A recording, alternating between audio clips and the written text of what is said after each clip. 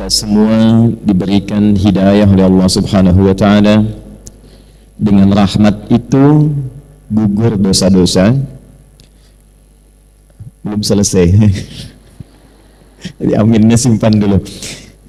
Jadi puncak rahmat Allah itu, puncak kasih Allah itu ternyata saat diberikan kepada seorang hamba itu bentuknya bukan dunia, bukan harta, bukan kedudukan, juga bukan pengetahuan. Puncak rahmat Allah ketika diberikan pada seorang hamba itu adalah ampunan dari dosa-dosa.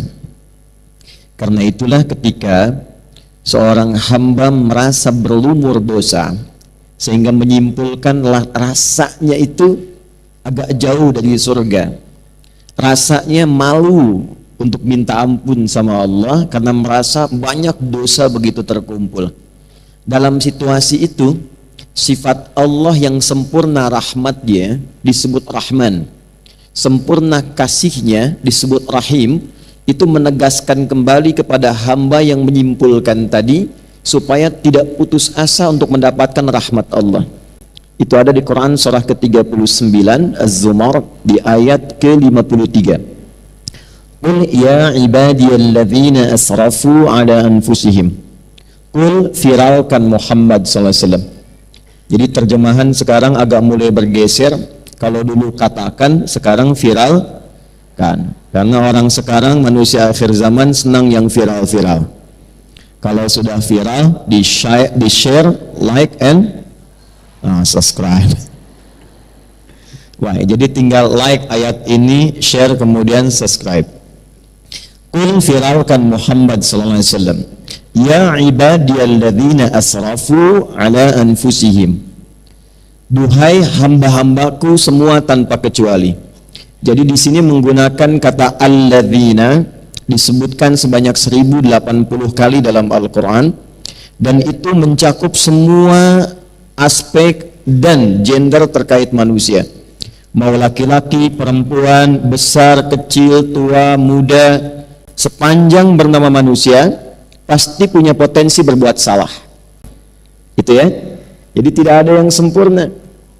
Tidak ada yang sempurna sepanjang manusia. Bukan nabi, bukan rasul yang punya sifat ma'sum, dijaga dari salah, itu berpotensi berbuat salah. Jadi percuma kalau mencari kesalahan orang lain, Bu. Kalau suami ibu pernah salah, berarti suami ibu manusia. Kalau ibu ingin mengharapkan pasangan yang tak pernah salah, silahkan nikah sama malaikat. Ada banyak pilihan, malaikat Israel ada. Kan di antara makhluk Allah yang tidak pernah salah cuma malaikat kan? Ya, tahu dari mana ya? Ya. Quran surah 66 ayat yang ke-6. La ya'sunallaha ma amarahum wa yaf'aluna ma yu'marun. Malaikat itu dicipta oleh Allah dari cahaya bahannya, materinya cahaya takwa. Takwa itu sifat selalu baik. Jadi malaikat tidak pernah kenal maksiat, tak kenal salah, dan mengerjakan tugas sesuai dengan tupoksi. Karena itu ibu cari keterangan, pernahkah malaikat Jibril korupsi ayat? Nggak akan ditemukan. Pasti sempurna. Itu sifat malaikat. Nah, nanti lawannya setan. Setan itu tidak pernah kenal benar. Karena itu dalam Quran malaikat disebutkan 88 kali, setan disebutkan 88 kali untuk menunjuk keberlawanan ini. Nah, manusia itu ada potensi benar, kadang berbuat salah. Dalam kesalahan itu jangan pernah menyimpulkan bahwa Allah tidak akan pernah menerima kita untuk kembali. Jangan pernah menyimpulkan bahwa Allah akan mengabaikan seakan-akan tertutup peluang surga. Kalau berada di posisi itu artinya sedang dikuasai oleh pengaruh setan. Karena hanya setan yang menyimpulkan saya salah. Itu poinnya. Nah, di titik itu pun Allah dengan kasihnya yang dalam itu masih memberikan keadilannya untuk menyelamatkan hambanya. Jangan sampai berada dalam situasi yang dikuasai oleh setan. Maka diturunkanlah kemudian ayat ini pada Rasulullah sallallahu alaihi wasallam. Qul ya ibadiyalladzina asrafu ala anfusihim.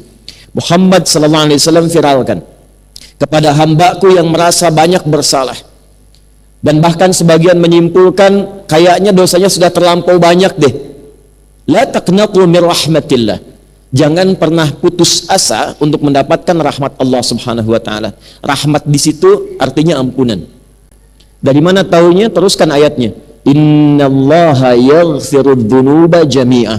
Sungguh aku tegaskan, Allah akan mengampuni semua dosa apapun yang pernah dikerjakan sebelum nyawa sampai di tenggorokan.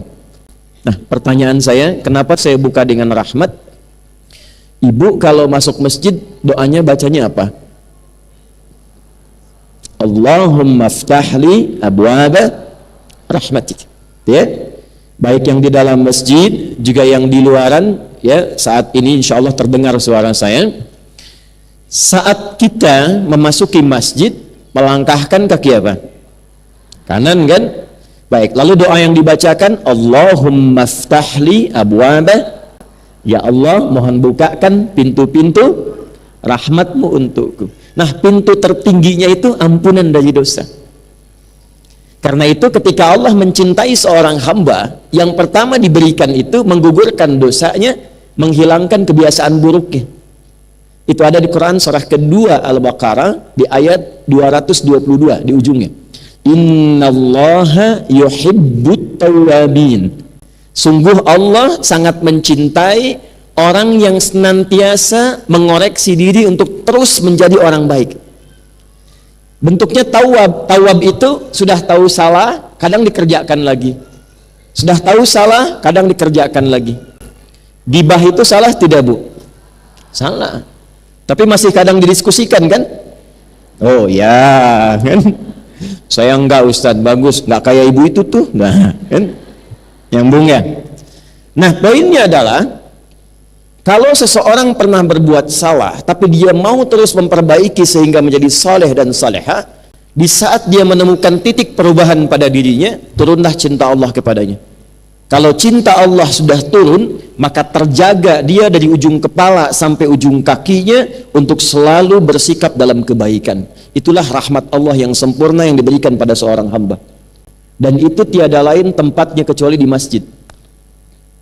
Di mana? Di masjid. Nah, di dalam masjid itulah kita membuka, kemudian melangkahkan kaki kanan, mengucapkan Allahumma ftahli abwaba rahmatik.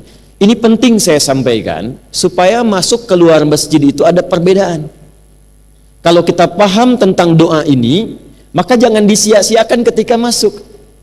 Ustadz belum datang, acara belum dimulai, Anda sudah ada di dalam, sholat 2 rakaat, duduk, koreksi diri, muhasabah. Jadi begitu kemudian keluar terjadi perubahan, itulah berkahnya masjid. Makanya ibu kalau nggak percaya, masuk masjid itu tenang, tenang sekali. Coba tadi saat masuk kan, rasanya beda kan dengan masuk rumah sendiri. Tenang, duduk nyender ke tiang, dekat AC, tidur aja. Itu poinnya. Yang ingin saya katakan, pertemuan ini dan kapanpun ibu memiliki kegiatan di masjid, di pengajian apapun, itu ciri keberhasilannya ketika kembali dari masjid, keluar dari masjid, keluar dari tempat mengaji, terjadi perubahan pada diri kita masing-masing, menjadi lebih baik lagi.